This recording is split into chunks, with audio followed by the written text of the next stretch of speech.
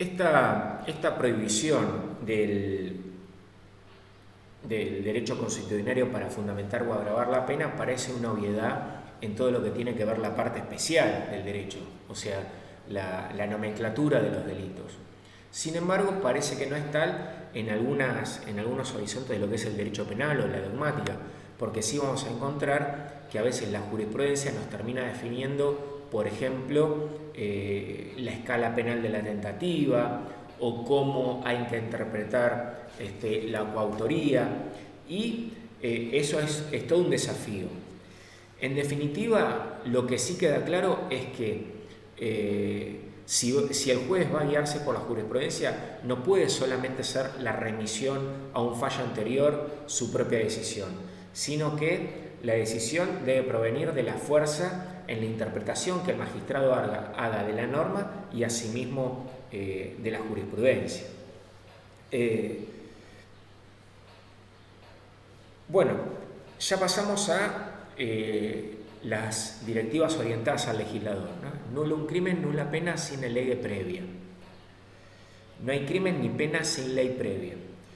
Ustedes han visto que ante determinadas situaciones de escándalo social por algún hecho gravísimo, si ese hecho eventualmente no estaba conminado con sanción penal, a veces los legisladores o incluso los poderes políticos en general recurren a la tentación de hacer demagogia punitiva diciendo, bueno, ahora vamos a sancionar una ley que castigue estos delitos e incluso vamos a ponerle más pena a estos delitos, engañando a la gente, porque esa ley, ya sea que criminaliza este hecho que hasta ese momento no estaría criminalizado, o que eventualmente agrava la punición de ese hecho, que tenía, no sé, 10 años de prisión, y como todos encontraron que era un hecho gravísimo, los legisladores dicen, bueno, vamos a ponerle 36 años de prisión, recién va a pasar hacia adelante. Digamos, ese agravamiento, o esa sanción, recién va a poder tener alguna virtualidad de aquí al futuro, no hacia atrás. Esto prohíbe la irretroactividad de la ley penal. La ley penal solo agrava o conmina de la sanción y promulgación hacia adelante, no hacia atrás, existiendo estrictamente dos excepciones. La primera contenida en el artículo 2 del Código Penal, que es cuando la ley penal es más benigna. Una modificación en la ley penal solo va a poder tener aplicación a un hecho que ocurrió anteriormente si esa ley es más benigna a la que estaba vigente al momento del hecho. Y la otra excepción es cuando el hecho se comete dentro de un estado de sitio. Como ustedes saben, el Poder Ejecutivo está facultado ante una situación de conmoción decretar el estado de sitio donde las escalas penales para algunos delitos se agravan sensiblemente, en ese paréntesis institucional. Entonces, la ley vigente en ese momento va a ser más grave que la anterior, y cuando cese el estado de sitio va a volver al estado anterior. Sin embargo, no va a poder el imputado o el perseguido penalmente decir, bueno, mire, la ley que ahora rige es más leve que la que me conmina a mí, porque justamente ese hecho se cometió dentro del momento del estado de sitio, y es por tal que así se hace para evitar la comisión de determinados hechos ilícitos, y se apela o se acude al agravamiento de las normas penales para, dentro de lo que hemos visto, una prevención general negativa, propiciar que justamente estos hechos ilícitos no se produzcan. Entonces, ley penal más benigna y estado de sitio, las excepciones a la irretroactividad de la ley penal. Bueno, nulo un crimen, nula pena sine lege certa, o sin ley cierta. Prohibición de leyes penales y penas indeterminadas. Una ley penal indeterminada o poco clara no sirve. Tiene que ser claro para el individuo cuál es la conducta prohibida y la sanción que acarrea esa conducta. Obviamente, esto tiende a proteger al ciudadano de la arbitrariedad. Si nosotros no sabemos qué es lo que está prohibido y no sabemos qué sanción se nos va a aplicar a esa conducta, No nos pueden después venir a decir, mire, usted cometió tal cosa, porque yo no sabía. Esta vaguedad de las normas penales, esta indeterminación, es claramente un peligro y atentatorio de nuestras libertades. Yo siempre cito en mis clases un ejemplo que es bastante clarificador. Supónganse que una ley penal castiga a un vago, ¿correcto? Si nosotros, en el primer ejercicio que hacemos de cómo asociamos a una persona al hecho de la vagancia, lo asociamos mentalmente a ese menesteroso que anda todo andrajoso, con la nube de mosca, tirado en algún lugar al solcito, con una latita de pomarola pidiendo una moneda.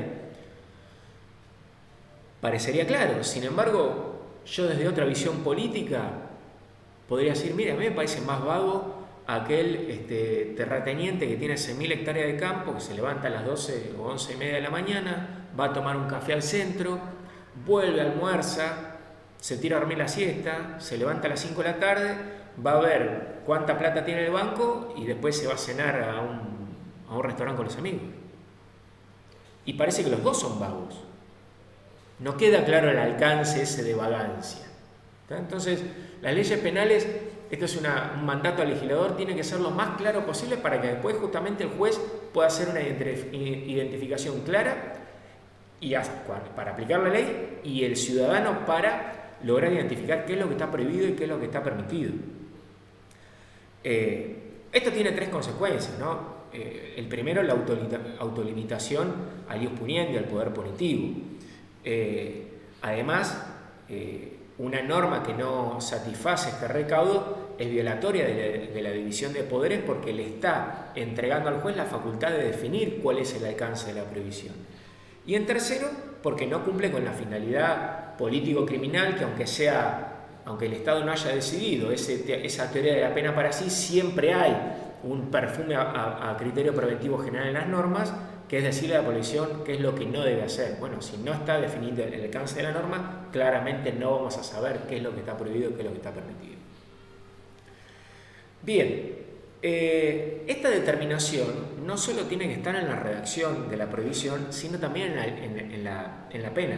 Recuerden ustedes que siempre es nullum crimen nulla pena sine lege, certa, previa, stricta, escrita. En este caso, ya se me lavó el mate. Si una norma dice al que matara a otro se le aplicará una sanción, no está determinada la punición. Al que matara a otro se le aplicará una sanción grave, no está determinada, no satisface el recaudo. Al que matara a otro se le aplicará una pena de más de 8 años, tampoco está determinada. Al que matara a otro se le aplicará una pena de 8 a 25 años. Este margen sí respeta la prohibición de leyes penales indeterminadas. Este margen de un mínimo y un máximo, que es en definitiva la escala penal, sí es respetuoso de esta máxima. Ya entrando en el final, vamos a hablar también dentro de este tópico de lo que son las leyes penales en blanco. Las leyes penales en blanco son aquellas en que la tipificación se completa con otra norma distinta. Vale decir, el Código Penal nos dice mucho de lo que está prohibido, pero para nosotros terminar de comprender el alcance de la prohibición tenemos que ir a buscar otra norma no penal, que pueda ser la ley de sociedades, el Código Civil, eventualmente alguna norma del Código Aduanero, un montón de leyes vigentes, la ley de armas, ¿correcto? Pero que no están dentro del Código Penal. Ahora bien, Código Civil, por ejemplo, para saber qué se entiende por domicilio, que una persona es insana, ¿correcto? Todas conceptos que están en prohibiciones del Código Penal, pero que el Código Penal no se ocupa de definir. Ahora bien, están los que se denominan las leyes penales en blanco, propias e impropias. Las leyes penales en blanco impropias son aquellas leyes penales que se completan con normas que son sancionadas también por el mismo Congreso de la Nación. Las impropias, ¿correcto? Leyes penales en blanco impropias son aquellas que se completan por una norma de igual jerarquía a la del Código Penal, una ley nacional, y como tal son constitucionales.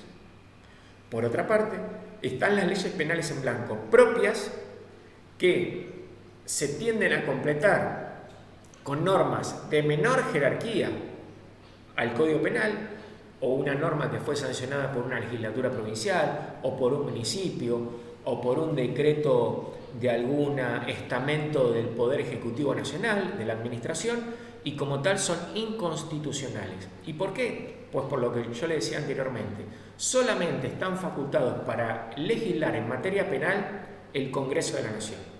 Si yo utilizo una norma que fue producida por un estamento de menor instancia al Congreso de la Nación, un Congreso provincial, un Consejo Deliberante, un órgano administrativo, no puede ser entendida como norma penal y como tal es inconstitucional. Bien, espero haber sido claro.